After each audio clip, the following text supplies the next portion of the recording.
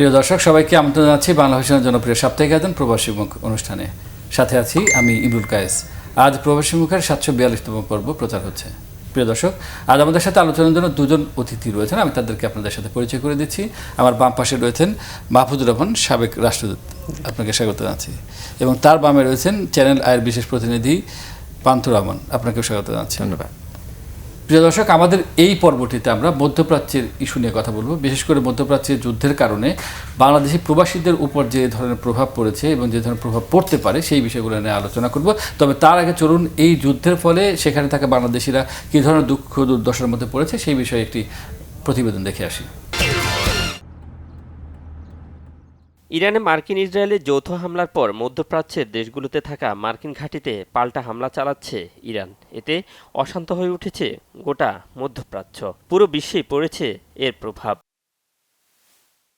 এতে মারাত্মক ঝুঁকিতে বাংলাদেশের শ্রমবাজার। অনেকটাই মধ্যপ্রাচ্য কেন্দ্রিক শ্রমবাজার বাংলাদেশের। মোট অভিবাসীর ৬৭% যায় সৌদি আরবে, এরপরে কাতার, কুয়েত, আরব আমিরাত, জর্ডান, বাহরাইন সহ এই অঞ্চলের অন্যান্য দেশগুলোতে। মধ্যপ্রাচ্যের প্রায় প্রতিটি দেশেই যুদ্ধ পরিস্থিতির আতঙ্কে প্রবাসীরা।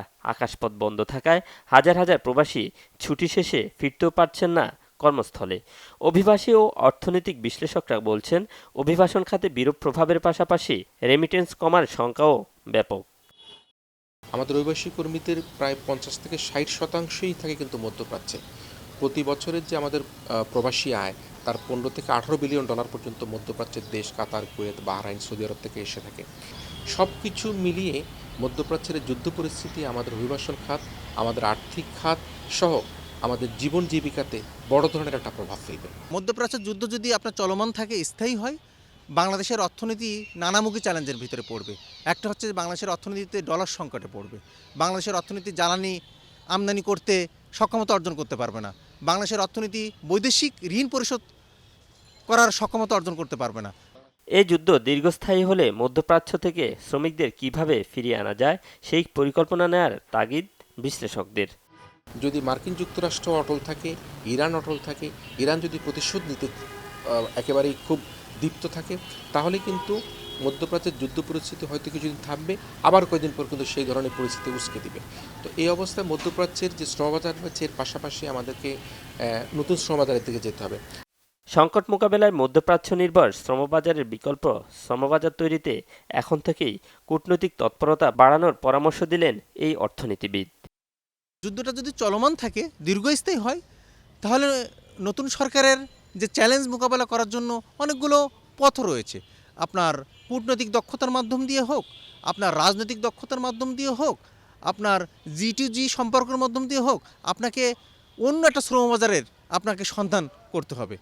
শ্রমিকদের কারিগরি দক্ষতা বাড়ানোর বিষয়ে সরকারের উদ্যোগ দেখতে চান সংশ্লিষ্টরা। শুভ মাহফুজ, বাংলা ভিশন, ঢাকা।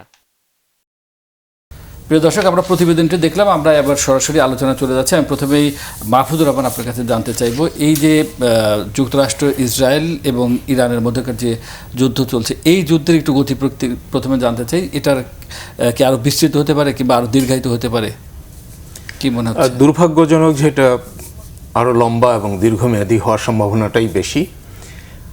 যুক্তরাষ্ট্র এবং ইসরায়েলের জন্য এটা অনেকটা অন্যায় যুদ্ধ। ইরানের উপর তারা সেই যুদ্ধটা চাপিয়ে দিয়েছে এবং ইরানের জন্য এটা একটা প্রতিরোধ যুদ্ধ। যদিও যুদ্ধটা একেবারেই অসম একটা যুদ্ধ এবং ইরান জানি না মানসিকভাবে কতটা প্রস্তুত ছিল, কিন্তু ইরানের উপর যুদ্ধটা চাপিয়ে দেওয়ার কারণে ইরান এখন যে প্রতিরোধ প্রদর্শন করছে সেটা সম্পূর্ণ নির্ভর করছে তাদের মানসিকতা কতটা দৃঢ় তার উপর। যুদ্ধটা দীর্ঘস্থায়ী হবে আমি এই কারণে মনে করছি, যুক্তরাষ্ট্র যুদ্ধের একটা কারণ দেখিয়েছে এবং সেখানে আহ্বান জানিয়েছে ইরানে সরকার পরিবর্তনের। তো সরকার পরিবর্তন ইরানের যে এখন বাস্তবতা তাতে অত সহজ হবে বলে মনে হয় না, কারণ ইরানিদের মধ্যে বিরোধিতা তো সব জায়গায় থাকে, সরকারের বিরোধিতা থাকে, ইরানের ভেতরেও কিছু কিছু আছে, কিন্তু এইটা ঠিক বিরোধী দল হিসেবে বা লক্ষ্য নিয়ে একটা বিরোধিতা করার সেই রকম পর্যায়ে এখনও পৌঁছায় নাই। প্রবাসী ইরানি যারা আছে তাদের মধ্যে যথেষ্ট ক্ষোভ রয়ে গেছে সরকারের প্রতি, কিন্তু সেটাও ঠিক দল হিসেবে বা সরকার গঠন করার মতো বা ক্ষমতা গ্রহণ করার মতো পর্যায়ে এখনো যায় নাই। সুতরাং ইরানিদেরকে দিয়ে যদি ইরানি এই সরকার ব্যবস্থা পরিবর্তন করতে হয় তাহলে সেটা অবশ্যই দীর্ঘমেয়াদী হবে, সেটা অত সহজ হবে না। বাইরে থেকে যুক্তরাষ্ট্র এবং ইসরায়েল সামরিক চাপ যতই অব্যাহত রাখুক এবং যুদ্ধে যতই ক্ষয়ক্ষতি হোক।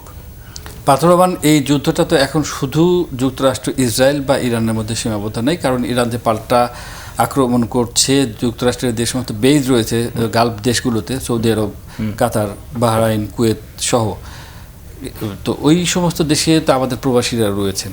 আমরা যে বিষয়টি নিয়ে আসলে আলোচনা করতে চাই, তো এই যুদ্ধের বিস্তৃতি ঘটার কারণে ওই সমস্ত দেশের অর্থনীতির উপর কী ধরনের প্রভাব? নিশ্চয়ই খারাপ প্রভাবই পড়ছে, কিন্তু সেটা আসলে কতটা বিস্তৃত এবং তার ফলে আমাদের প্রবাসীরা সেখানে যারা আছে কী ধরনের প্রভাব? খুবই সময় উপযোগী টাইমলি প্রশ্ন, এবং এই প্রশ্নের উত্তর অনেকের জানাও। কারণ হচ্ছে যে জায়গাটির যুদ্ধর ক্ষেত্র, মূল ক্ষেত্র, সেই জায়গাটির চারপাশে যে দেশগুলো আমরা যদি একটু নজর দিই তাহলে দেখব সৌদি আরবিয়া, ইউএই, কাতার, কুয়েত, বাহরাইন, অর্থাৎ এরা গালফের যে দেশগুলো, এই দেশগুলোর মূল অর্থনীতি পরিচালিত হয় তেল কেন্দ্রিক, অর্থাৎ তেল উৎপাদন, তেল বিক্রি, এবং যেটি আসলে সারা বিশ্বে তাদের এই মার্কেট বাণিজ্য। আমরা কিন্তু সব ধরনের জ্বালানি মূলত আমদানি করি, আমদানি নির্ভর আমরা আমাদের জ্বালানি। এই যে জ্বালানির যারা উৎপাদক, তাদের যদি ওই জায়গাটায় অস্থিরতা থাকে তাহলে কিন্তু জ্বালানি উৎপাদন ব্যয় বাড়বে। জ্বালানি উৎপাদন ব্যয় বাড়লে সেটার ভার কিন্তু বহন করতে হবে আমাদেরকে। এটা হচ্ছে একেবারে প্রত্যক্ষভাবে ক্ষতির শিকার হতে পারে বাংলাদেশ। এইভাবে যে কথাটি দিয়ে শুরু করেছিলেন আপনি, সেটি হচ্ছে যে আমাদের প্রবাসীরা, বাংলাদেশি প্রবাসীরা যারা বেশিরভাগ থাকে, মোটামুটি বৈধ যদি বলি, আমার পাশে আমাদের রাষ্ট্রদূত বসে আছেন, দুটি শব্দর সাথে উনি কতটুকু একমত হবেন জানি না। যদি বৈধ ধরি তাহলে 40-45 লাখের মতো, অবৈধ সহ বা আনডকুমেন্টেড সহ যদি ধরি, এই সংখ্যা নিশ্চিত করেই আরও অনেক বেশি। এই যে এত মানুষ, এত বাংলাদেশ, এত প্রবাসী, তাদের আয় নির্ভর করে এইসব দেশের স্থিতিশীলতার উপর, তাদের দেশের অর্থনীতির উপর।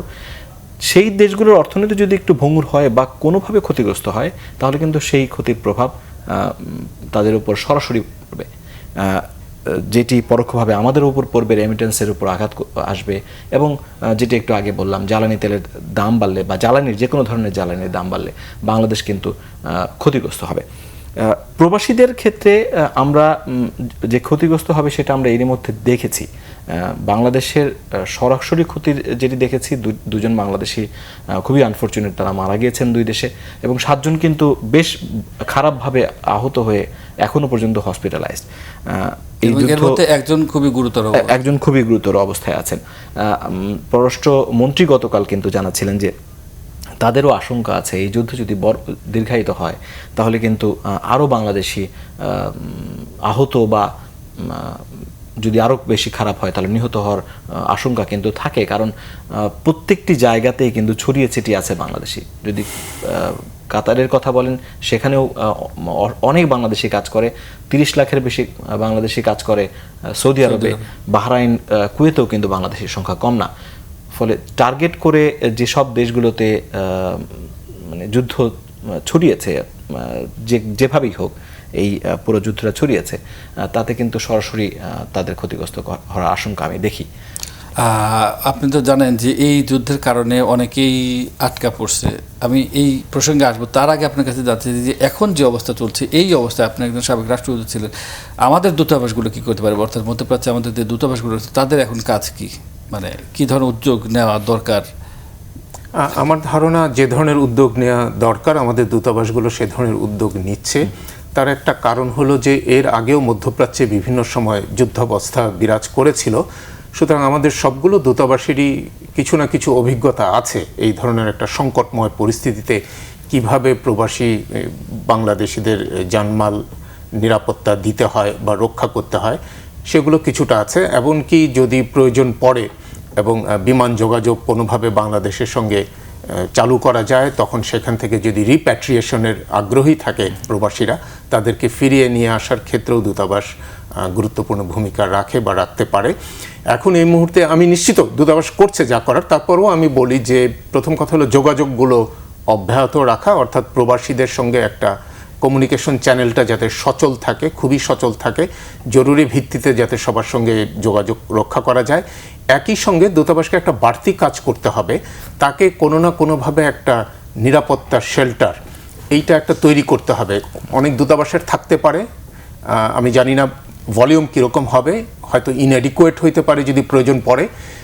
সেই ব্যবস্থাটা এখনই তাদের একটা চিন্তা করা উচিত, অর্থাৎ প্রবাসী বাংলাদেশিরা যদি কোনো না কোনোভাবে বিপর্যয়ের সম্মুখীন হয় এবং তাদেরকে সরে আসতে হয় তাদের কর্মস্থল বা বাসস্থান থেকে, নিরাপদ কোনো জায়গা যদি তাদের থাকার না থাকে, সেখানে দূতাবাসের ইমিডিয়েটলি এই ব্যবস্থা করতে হবে। এবং শুধু থাকার জায়গা না, থাকা মানে হলো খাওয়া, আরো সর্বাত্মক হতে পারে, আরো সর্বাত্মকভাবে ভবিষ্যতে যদি হয়। সুতরাং এই প্রস্তুতিটা অন্তত দূতাবাসের এখনই নিয়ে রাখা উচিত। কিন্তু আমাদের যে আমরা এটা শুনে থাকি যে ডাটাবেসটা অত স্ট্রং না, মানে বিদেশে যারা কাজ করেন অনেক ক্ষেত্রে দূতাবাসের কাছেও কিন্তু ওরকম যারা অনেকে আনডকুমেন্টেড হয়ে যায়, তারা হয়তো সেইভাবে যোগাযোগ করে না দূতাবাসের সাথে, তো তারা তো আসলে বাইরে থাকে, তাদের না, এটা সত্য যে ডেটাবেস হয়তো অতটা স্ট্রং না, কিন্তু প্রবাসী বাংলাদেশিদের বিশেষ করে যারা মধ্যপ্রাচ্যে আছেন তাদের একটা খুবই ভালো দিক হলো যে তারা খুব দ্রুত নিজেদের মধ্যে তথ্য ডিসেমিনেট করতে পারেন, খুব সহজেই সেটা করতে পারেন। কিছু কিছু কেন্দ্র আছে, হয়তো কোনো বাঙালি রেস্টুরেন্ট অথবা কোনো একটা জায়গা আছে যেখানে বাঙালিরা কম বেশি মিলিত হন এবং তারা একে অপরকে তথ্য খুব দ্রুত দিতে পারেন। তারপরও আনফর্চুনেট ঘটনা ঘটতে পারে। এখন সেটা তো চেষ্টা করতে হবে, আজকের একদিনের মধ্যে তো এটা হবে না। আপনি যদি ডেটাবেজের কথা বলেন এবং সেটাকে স্ট্রং করা, সেটা একদিনে হবে না। কিন্তু তারপরেও আমি বললাম যে কোনো না কোনোভাবে এই কমিউনিকেশন সুযোগটা, স্কিলটা এবং এটার ব্যাপ্তিটা বাড়াতে হবে। এখন অথবা আপনার কাছে জানতে চাই, আপনি নিজেও একজন কূটনৈতিক প্রতিবেদক, এখন পর্যন্ত আমাদের পররাষ্ট্রমন্ত্রীর কথা আমরা শুনেছি, আমাদের পররাষ্ট্র মন্ত্রণালয় থেকে যে ধরনের উদ্যোগ নেওয়া হচ্ছে, যে ধরনের নির্দেশনা নেওয়া হচ্ছে, এটা কি এখনকার পরিস্থিতিতে পর্যাপ্ত মনে করেন কিনা, বা আমাদের প্রবাসীরা যারা রয়েছেন তাদের নিরাপত্তা নিশ্চিত করার জন্য বিভিন্ন দূতাবাসের সাথে যোগাযোগ বা ওই সমস্ত দেশের সাথে যোগাযোগের কথা পররাষ্ট্রমন্ত্রী বলেছেন? আমি মনে করি উনি যেটি করতে পারতেন, যেটি সাবেক কূটনীতিক এইমাত্র বললেন, আমি তার সাথে একটু যুক্ত করে বলি যে কিছুদিন আগেও, মানে কয়েক মাস আগেও কিন্তু ইরানের উপর যে আক্রমণ হয়েছিল এবং তারপরে কিন্তু ইভাকুয়েট করার একটা আমরা দেখেছি, অনেকে ফিরতে চেয়েছেন এবং ওই সময়টা কিন্তু এরকম ভাড়া করা বাড়িতে তাদেরকে আশ্রয় দেওয়া হয়েছিল, কয়েকদিনের জন্য রাখা হয়েছিল এবং তারপর যখন একটু পরিস্থিতি শান্ত হয়েছে তখন কিন্তু তাদেরকে সেখান থেকে নিয়ে আসা হয়েছিল। এইরকম প্রস্তুতি নিশ্চয়ই, আমি যদি ভুল না করি, আমাদের দূতাবাসগুলো নিচ্ছে বা নিয়ে থাকে সাধারণত। যে কথাটি রেফারেন্স টেনে বললেন যে পররাষ্ট্রমন্ত্রী কালকে এবং গত 2 দিন ধরে যা বলছেন আসলে পররাষ্ট্র দপ্তর আমাদের, সেটি হচ্ছে যে আমাদের যে মিশনগুলো, সেই মিশনগুলো এরই মধ্যে তৎপর হয়েছে। যারা আহত হয়েছেন তাদেরকে দেখতে যাওয়া থেকে শুরু করে, তাদের সহযোগিতা, তাদের পাশে থাকা থেকে শুরু করে, তারা কিন্তু এই সময়টিতে তথ্য, যেটি সবচেয়ে গুরুত্বপূর্ণ, যে কোথায় কোন অঞ্চলে যাওয়া যাবে না, কোন অঞ্চলে এই মুহূর্তে যুদ্ধপ্রণ এলাকা, এই তথ্যগুলো কিন্তু ছড়িয়ে দিতে পারছে। যেটি আশঙ্কার সেটি হচ্ছে আমাদের অনেক বেশি অতি উৎসাহী প্রবাসীদেরকে আমরা দেখতে পাচ্ছি, সামাজিক যোগাযোগ মাধ্যমগুলোতে আমরা দেখছি যে একটি মিসাইল ছোড়া হয়েছে, সেই মিসাইলের ভিডিওগ্রাফি করছেন এবং অনেকে পানি নিয়ে এসে, অনেকে পানি, যদিও এটি একটু হাস্যকর মনে হচ্ছে কিন্তু এটি আসলে ভয়ঙ্কর। আপনি যখনই এই নিরাপত্তা বলয়ের বাইরে চলে যাবেন এবং এই ধরনের কর্মকাণ্ডে যুক্ত হবেন, তখন কিন্তু আপনার ক্ষতিগ্রস্ত হওয়ার আশঙ্কা থাকে। সেক্ষেত্রে দূতাবাস আপনার জন্য যত সহযোগিতার ব্যবস্থাই করে রাখুক না কেন, আপনি নিজে যদি এইটুকু সাবধানতা বজায় না রাখেন, তাহলে আপনাকে তো আসলে ক্ষতির হাত থেকে বাঁচানো কঠিন। যে কথাটি আমার মনে হয় আমি মাহফুজ সাহেবের সাথে একটু যুক্ত করতে চাই, সেটি হচ্ছে যে বাংলাদেশের প্রবাসীরা কিন্তু মানে আমাদের দূতাবাসগুলোর সাথে যোগাযোগটা রাখে, আমরা বরাবরই দেখেছি, সব দেশেই রাখে। যেটি সমস্যা হয় সেটি হচ্ছে যেখানে সংখ্যায় অনেক, তাদের সকলকে আসলে সকলকে Reach করাটা অ্যাড্রেস করা যায় কিনা এটা একটু কঠিন ব্যাপার, কিন্তু যখন এই ধরনের ক্রাইসিস সময় আসে তখন নিশ্চিত করেই তাদের জন্য যে এলাকাটায় ক্রাইসিস প্রবণ সেই এলাকার মানুষগুলো, সেই এলাকার বাংলাদেশিদেরকে নিশ্চয়ই নিয়ে আসার ব্যবস্থা করা যায় বলে আমি মনে করি। এবং আমি একটু অভিজ্ঞতা থেকেও বলতে চাই, লিবিয়াতে যখন কনফ্লিক্ট হয় 2011 সালে, আমার সৌভাগ্যই বলি যে সুযোগ হয়েছিল বর্ডার এলাকায় যাওয়ার, বিশেষ করে আমাদের মিশরের বর্ডারে এবং তিউনিসিয়ার বর্ডারে, যেখান দিয়ে আমাদের বাংলাদেশিরা বের হয়ে আসছিলেন। তখন আমরা কিন্তু দেখেছি যে একে অন্যকে সহযোগিতা করার প্রবণতা আছে প্রবাসী বাংলাদেশিদের। এমনিতে যাই থাক, নীতি পার্থক্য থাক, কিন্তু যখন একটা বড় আশঙ্কার জায়গা তৈরি হয়, যখন একটা ক্ষতির সম্মুখে বাংলাদেশিরা পড়ে, তখন কিন্তু আমাদের প্রবাসীরা কিন্তু একে অন্যকে সহযোগিতা করে। সেই বিষয়টি কিন্তু আমি মনে করি এখনও এখানে বলবৎ থাকবে এবং একে অন্যকে সহযোগিতা করবে তথ্য দিয়ে এবং যারা আহত হচ্ছেন তাদের পাশে থেকে। মাহফুজুর রহমান, আপনি বলছিলেন যে পরিস্থিতি যদি আরও বেশি, সংকটটা আরও বেশি হয়, যুদ্ধটা আরও বেশি বিস্তৃত হয়, তাহলে আমাদেরকে যারা প্রবাসীরা আছেন তাদের ফেরত নিয়ে আসার মতো ব্যবস্থা থাকতে হবে। কিন্তু আমরা তো দেখি যে অনেক সময় আমাদের প্রবাসীরা ফেরত আসতে চায় না। তারা মনে করে যে এত টাকা খরচ করে গিয়েছেন, সেই টাকা তোলার বিষয় থাকে, যেহেতু লোন করে যান, অনেকে জমি জমা বিক্রি করে দেন, বাড়িঘর বিক্রি করে দেন। এই ক্ষেত্রে আসলে আমাদের কি মানে আগে থেকেই তো ভেবে রাখা দরকার যে কী করা। না, এখানে অনেক কিছুই করতে হবে। প্রথম হলো যে স্বাগতিক যে দেশ, যে দেশে আছেন সেই দেশের সরকারের সঙ্গে আমাদের সরকারের একটা যোগাযোগ করতে হবে। অর্থাৎ পান্থ যেটা ইন্ডিকেট করলেন যে সেখানে কিছু বৈধ আছে, কিছু অবৈধও আছে। তো এখন অবৈধ যারা আছেন তাদের পক্ষে দেশে ফেরত আসা এবং ফেরত এসে আবার ফেরত যাওয়া একটু কঠিন কাজ হতে পারে। তো এইগুলো যাতে না হয়, এগুলো যাতে সহজ হয়, সেই জন্য সেই দেশের সরকারের সঙ্গে আমাদের সরকারের একটা কথা বলতে হবে। কারণ এটা স্বাভাবিক পরিস্থিতি না। যুদ্ধাবস্থা মানে একেবারে চরম একটা পরিস্থিতি। তো চরম পরিস্থিতিতে আপনার অনেক কিছু ব্যতিক্রম করতে হয়। তো সেগুলো একটু কথাবার্তা বলে এই আয়োজনটা করতে হবে, এক। দ্বিতীয় হলো যে এখানে সরকারের হাত একটু বাড়াতে হবে, মানে আর্থিক সহায়তাও দিতে হবে। যারা ফেরত আসছেন না আসছেন, এটা এই সংকটকালীন সময়ের জন্য তাদেরকে এইটুকু সমর্থন আমাদের করতে হবে। অর্থাৎ যারা প্রবাসী, যেমন পান্থ এখানে কিছুটা বলেছে যে ধরেন একজন রিমোট এরিয়াতে আছে, সে হয়তো চাইলেও আসতে পারবে না দূতাবাস পর্যন্ত। সুতরাং এখানে দূতাবাসকে তখন যানবাহনেরও ব্যবস্থা করতে হবে। এরকম অনেকগুলো লজিস্টিক দূতাবাসকে এখনই তৈরি করে রাখতে হবে, এবং ওই যে তথ্যটা যাতে খুব সহজে তাদের কাছে পৌঁছায়, এবং শুধু পৌঁছালে হবে না, তথ্য অনুযায়ী যখন তারা কোনো পদক্ষেপ গ্রহণ করবে তখন যেন এটা সফলভাবে গ্রহণ করা যায়। অর্থাৎ তারা দূতাবাসে বা অন্য কোনো একটা জায়গায় এসে উল্টো যেন বিপদের মধ্যে না পড়ে। এরকম তো হতে পারে, কোনো কিছুই আমাদের নিয়ন্ত্রণের মধ্যে পুরোপুরি থাকবে সেরকম হয়তো না। দূতাবাসে যারা রয়েছে তাদেরও তো কূটনীতিতে আমাদের রয়েছে, তাদেরও তো নিরাপত্তার বিষয়, তাদেরও নিরাপত্তা অবশ্যই প্রয়োজন আছে। তো এই সমস্ত কারণে আমি বলছি যে এখানে আমাদের হোস্ট গভর্নমেন্টের সঙ্গেও যোগাযোগ করতে হবে। আর প্রবাসীরা এই সমস্ত ক্ষেত্রে আমি বিশ্বাস করি যে তাদের খুবই দায়িত্বশীল, তারা আচরণ করবেন, কিন্তু কয়েকটা বিষয়ে একটুখানি সতর্ক তাদেরকে করা উচিত।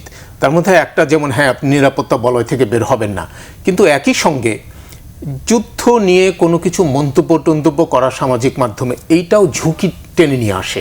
এটা হয়তো অনেক সময় আমরা বুঝি না, কিন্তু এইগুলো যে কোনো সময় ঝুঁকি আনতে পারে। আর যুদ্ধের সময় এমন জিনিস যে আপনি তো এখানে নিজেকে আত্মসমর্থনের কোনো সুযোগ পাবেন না। হ্যাঁ, হঠাৎ করে একটা অ্যাক্সিডেন্ট হতে পারে, দুর্ঘটনার শিকার আপনি হয়ে যেতে পারেন। তো আপনি ঠিক পথে ছিলেন না বেঠিক পথে ছিলেন সেটার বিচার করার তখন আর কোনো সুযোগ থাকবে না। সুতরাং এই সমস্ত ঝুঁকি যেন আমাদের যারা প্রবাসী আছেন তারা এড়িয়ে যান। যে সমস্ত সামরিক স্থাপনা আছে বা যে সমস্ত স্থাপনা আছে যেখানে কোনো না কোনোভাবে বিমান আক্রমণ হতে পারে, সম্ভাব্য জায়গা থেকে নিজের জীবন নিজের বাঁচাতে হবে, নিজেকে সচেতন হতে হবে, এবং এই যে অন্যদেরকেও সচেতন হতে, দায়িত্বশীল হতে সহায়তা করতে হবে। জি, আমরা একটা বিরতি নিয়ে আসি। প্রিয় দর্শক, আমরা অনুষ্ঠানের পর্যায়ে নিচ্ছি ছোট্ট একটি বিরতি, সঙ্গেই থাকুন।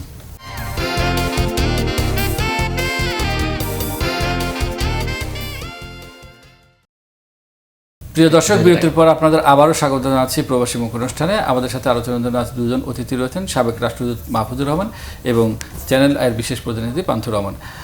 আপনি যেটি বলছিলেন যে আসলে সতর্ক থাকতে হবে, কিন্তু আমরা দেখি যে মধ্যপ্রাচ্যের দেশগুলোতে, যেমন আমরা আমাদের যে গণঅভ্যুত্থানটি হলো সেই সময় আমরা দেখেছি যে অনেকেই না বুঝে জমায়েত হয়েছিল এবং তাদেরকে পরবর্তীতে শাস্তির সম্মুখীন হতে হয়েছে।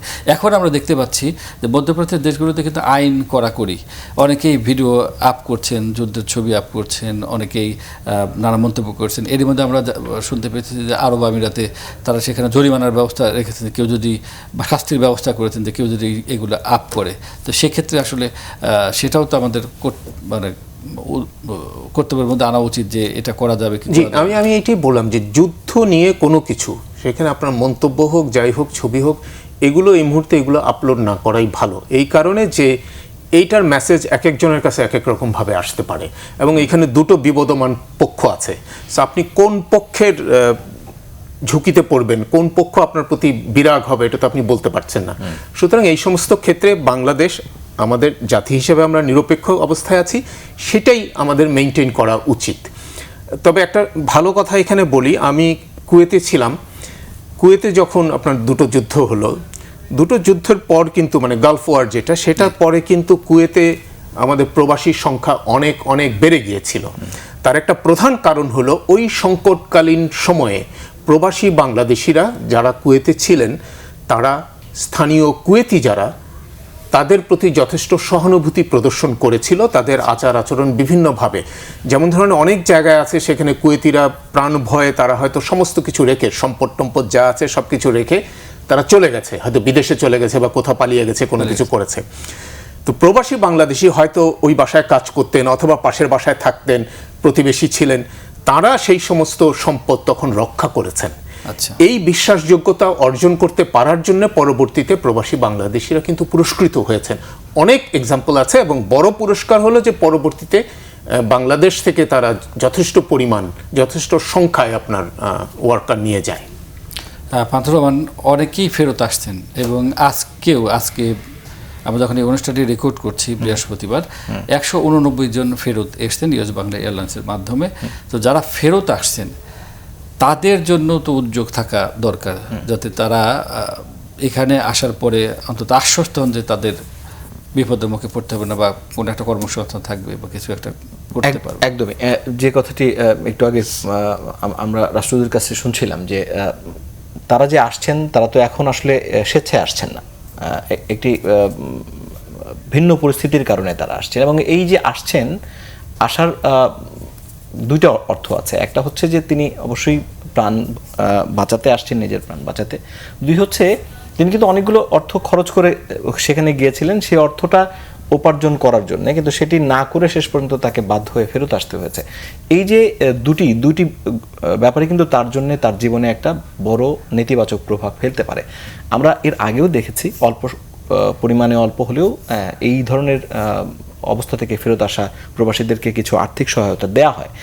আমি মনে করি সেই আর্থিক সহায়তার তাদের চাওয়ার বা চাহিদার ভিত্তিতে হওয়া উচিত। যেরকম কেউ যদি মনে করে যে ঠিক আছে, আমি চলে এসেছি, 3 বছর থাকার কথা ছিল, 1 বছর থেকে আমি চলে এসেছি, আমি এখন এই পরিমাণ অর্থ পেলে বা অর্থ ঋণ পেলে সহজ শর্তে আমি হয়তো আর ফিরে যাব না, এখানে কিছু একটা করব, তাহলে তার জন্য সেই ব্যবস্থা করা। আর যারা আসলে আবার ফিরে যেতে চান তাদেরকে সেই সব হোস্ট দেশগুলোর সাথে যোগাযোগ করে আবার যেন তারা ফিরে যেতে পারেন সেই ব্যবস্থাটা করা। এবং সেক্ষেত্রে যদি টিকিটের অর্থও দিতে হয়, আমি মনে করি সেটিও সরকারের পক্ষ থেকে অথবা ইন্স্যুরেন্স বা অন্য কোনো পদ্ধতি বের করে তাদেরকে সেই সহযোগিতাটা করা উচিত।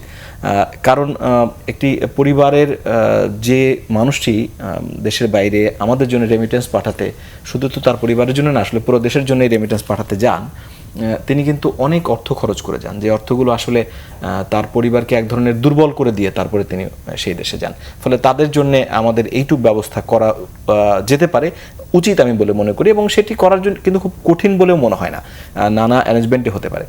ক্ষতিগ্রস্ত হওয়ার জায়গায় বাংলাদেশের আমি আর 2-1টি পয়েন্ট যোগ করতে চাই। এই যে যেমন বললেন যে ফোর্স কিছু প্রবাসী ফেরত আসতে বাধ্য হবে, এর পরপর কিন্তু এই যে যুদ্ধ বা যুদ্ধ পরবর্তী অবস্থায় কিন্তু সেখানে নতুন করে কর্মসংস্থানের মানে সম্ভাবনাও কমে যাবে, অর্থাৎ কর্মসংস্থানের জায়গাটা কমে আসবে। সেক্ষেত্রে আমরা যে প্রতিনিয়ত বাংলাদেশের মানুষ দেশের বাইরে যাচ্ছে সেই সংখ্যাও কমবে কিন্তু, অর্থাৎ ক্ষতি শুধু একদিক থেকে হবে না। অন্য দিক থেকে যদি দেখেন, আমরা তো পণ্য রপ্তানি করি এবং যে রুটে রপ্তানি করি এটি একটি মেজর রুট, আমি যদি ভুল না করি, এই রুট দিয়ে কিন্তু আমাদের পণ্য যায়, অর্থাৎ এই পণ্য যাওয়াটাও কিন্তু এক ধরনের ঝুঁকির মধ্যে পড়লো এবং হয়তো একটু লম্বা সময় নিয়ে পণ্যগুলো যেতে হবে, অর্থাৎ তার মানে হচ্ছে সেই পণ্য যাওয়ার খরচটাও কিন্তু বাড়বে। অর্থাৎ দুদিক থেকেই আমরা কিন্তু ক্ষতিগ্রস্ত হব যুদ্ধের সরাসরি অংশী না হয়েও। ফিরে আসি প্রবাসীদের জায়গায়। প্রবাসীরা এখন যে জিনিসটা করতে পারে আমি যেটা মনে করি সেটি হচ্ছে যে দায়িত্বশীল আচরণ, এবং দায়িত্বশীল আচরণের সঙ্গে সঙ্গে তারা যদি সত্যি ফেরত আসতে চায় তাহলে যেন আগে ভাগেই সেই বিষয়টি জানিয়ে রাখে। কারণ আমি যতদূর মনে করি খুব পরিস্থিতি খারাপ হয়ে গেলে বাংলাদেশের দূতাবাসগুলো কিন্তু প্রায়োরিটি লিস্ট তৈরি করবে, ফিরিয়ে আনার প্রায়োরিটি লিস্ট। ফলে কারো যদি সত্যি সত্যি চলে আসার থাকে, এটি আমি আগেরবারও প্রবাসীরা আমাকে যারা ফোন করেছিলেন তাদেরকে বলেছি যে আপনারা দূতাবাস কেন্দ্রিক হন, দূতাবাসে যান, নামটা লিপিবদ্ধ করুন, কারা ফিরে আসতে চান, তাহলে সেই হিসেবে আপনারা ফিরে আসতে পারবেন। ফলে এই বিষয়গুলোর দিকে একটু নজর রাখা প্রবাসীদের উচিতই এই মুহূর্তে। মাহফুজুর রহমান, আমরা ইরানের ক্ষেত্রে দেখেছি, লিবিয়া সংকট যখন 2011 হয়েছিল তখনও দেখেছি, কিন্তু সেই সংখ্যাগুলো কম ছিল, ফেরত আসার সংখ্যা তখন মানে আমরা ভালোভাবে সেটা ব্যবস্থাপনা করতে পেরেছি। এখন মধ্যপ্রাচ্যে যেটা আমরা দেখছি যে ডকুমেন্টের 45 লাখ, আরও বেশি হতে পারে, বিশাল সংখ্যক একটা প্রবাসী আমাদের রয়েছে। তারা যদি ফেরত আসে বা আনতে হয় এবং এনে তাদেরকে আবার এখানে সেটেল করা বা কোনো কাজের ব্যবস্থা করা, সেই প্রস্তুতি কি আমাদের আছে, অথবা সেই প্রস্তুতি নেওয়ার জন্য এখন থেকেই আমাদের সতর্ক হওয়া উচিত কিনা বা ব্যবস্থা করা উচিত? এখন কথা হলো কি, যুদ্ধে সবাইকেই কিছু না কিছু মাসুল দিতে হয়। আমাদের যেহেতু এখানে বিশাল প্রবাসী আছেন, যদি সংকট ঘনীভূত হয় তাহলে আমাদেরকেও কিছু মাসুল দিতে হবে। এবং এটা এক তো হলো যে যদি আমাদের প্রবাসী সেখানে নাও থাকতো তবু তো আমাদের অর্থনীতি ক্ষতিগ্রস্ত হতো, সেই মাসুল আমাদের এমনিই দিতে হতো। এখন এই প্রবাসীদের কর্মসংস্থান বা তাদেরকে ফিরিয়ে নিয়ে আসা অথবা তাদেরকে আবার ফেরত দেওয়া, সেইগুলোর যে মাসুল সেটাও যথেষ্ট পরিমাণ। এখানে এখন সরকারের যতদূর ক্ষমতা থাকবে, সামর্থ্য থাকবে, সেই অনুযায়ী সরকার হয়তো নিজে পরিকল্পনা করে সেটাকে অ্যাড্রেস করতে পারে। বাট ইমিডিয়েটটা হলো আপনার আমাদের যারা আছেন তাদের প্রাণ নিশ্চিত করা, যেন তারা বড় ধরনের ঝুঁকির মধ্যে না পড়েন, সেটা নিশ্চিত করা। অনেকে পান্থুর রহমান যারা দেশে এসছিলেন আগে, তারা আমরা দেখছি কয়েকদিনের চিত্র বিমানবন্দরে, তারা যেদিন যুদ্ধটা শুরু হলো সেদিন আমরা দেখেছি তারা অনেকেই হঠাৎ করে গিয়ে শুনলো যে তাদের ফ্লাইট ক্যান্সেল হয়েছে, বন্ধ হয়ে গেছে, অনেক ফ্লাইট এরকম ক্যান্সেল হয়েছে। তো আমাদের প্রবাসী যারা বিশেষ করে মধ্যপ্রাচ্য কেন্দ্রিক, তারা যেতে পারছে না, তাদেরকে হোটেলে রাখা হলো, পরবর্তীতে ফেরত পাঠানো হলো। ভিসার একটা বিষয় রয়েছে, অনেকের ভিসার বেঁধে হচ্ছে 3 দিন, 4 দিন, 5 দিন। অনেকেই আমাদের প্রবাসীরা যেটা করে থাকে একদম শেষ মুহূর্তে যাওয়ার চেষ্টা করেন, তারা কিন্তু আটকা পড়ে গেছে। তো এদের জন্য কিছু করা, আমি যতদূর জানি সম্ভবত আপনিও জানেন যে একটি সেল গঠন করার কথা হয়েছে, যে ভিসা যাদের এক্সপায়ার করে যেতে পারে, ভিসার জটিলতা, সোজা কথা, যে যারা পড়বেন তাদের জন্য একটা সুখবর আমরা পেয়েছি কিন্তু, যে কাতার 1 মাসের ভিসা এক্সটেন্ড করেছে। কাতার বলেছে যে পৃথিবীর সব দেশের জন্যই, তার দেশে যারা ঢুকতে চেয়েছিল এই সময়ের মধ্যে তাদের ভিসা 1 মাসের জন্য বাড়ানো হয়েছে। এই উদ্যোগটা কিন্তু কাতারের উদাহরণ দেখিয়ে, কাতারকে এক্সাম্পল হিসেবে সামনে রেখে বাকি দেশগুলোর সাথে কিন্তু আমাদের পররাষ্ট্র মন্ত্রণালয় করতে পারে। আমি আশা করি তারা করবেন, যে কাতার করেছে বাকি দেশগুলো কেন না। সেটি তো এক ধরনের। 2 হচ্ছে যে সরাসরি কিছু আর্থিক ক্ষতিরও ব্যাপার থাকবে। যেমন ধরুন আপনি একটি টিকিট কেটেছেন একটি নির্দিষ্ট ডেটের এবং ওই ফ্লাইটটি বাতিল হয়েছে।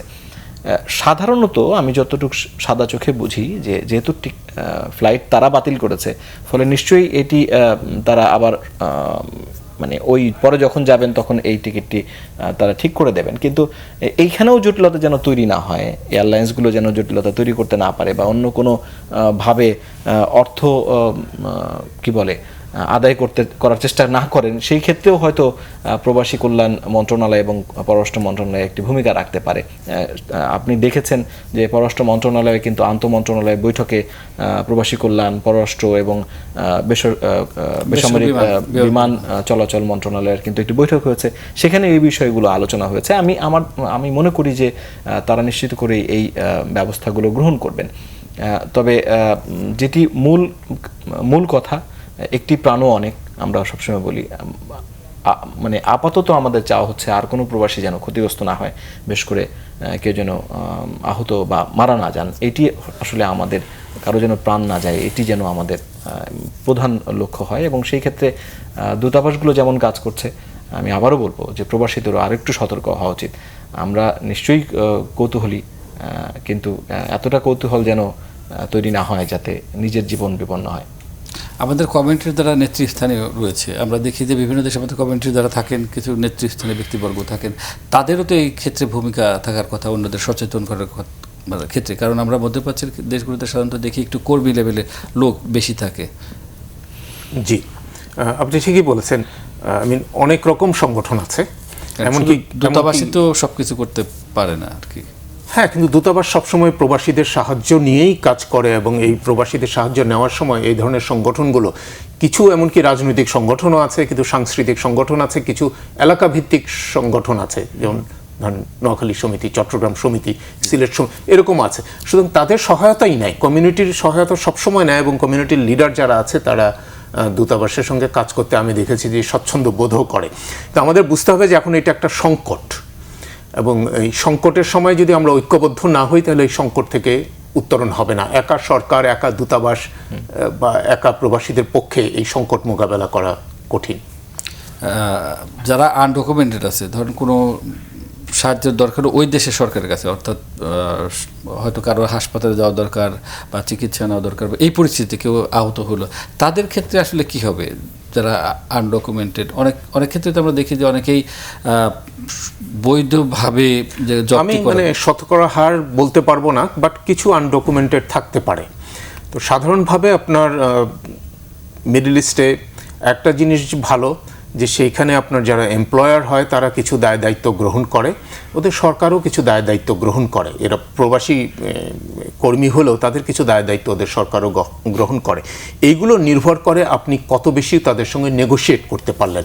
এখন ইন্ডিভিজুয়াল একজন কর্মীর পক্ষে, প্রবাসীর পক্ষে হয়তো নেগোশিয়েট করা একটু কঠিন হতে পারে, সেই ক্ষেত্রেই আপনার সরকারকে এগিয়ে আসতে হবে, দূতাবাসকেও এগিয়ে যেতে হবে। মানে একদম শেষ দিকে চলে এসেছি। আমরা যতটুকু জানি যে মধ্যপ্রাচ্যের দেশগুলো থেকে আমাদের রেমিটেন্সের 45% আসে, সেই ক্ষেত্রে তো একটা বড় ধাক্কা লাগার সম্ভাবনা তৈরি। একদম। আমি আবার মাহবুব সাহেবের থেকে ধার করা লাইন থেকে বলছি যে প্রত্যেকটি যুদ্ধ বা এ ধরনের ঘটনা, এ ধরনের দুর্ঘটনা প্রত্যেককেই সাফার করার জন্য কিছু কিছু এলিমেন্ট দেয়। আমরা যেরকম সরাসরি একটি এলিমেন্ট পাচ্ছি, সেটি হচ্ছে যে আমাদের প্রবাসী আয় বা রেমিটেন্স, এখানে নিশ্চিত করেই একটা বড় ধাক্কা লাগবে।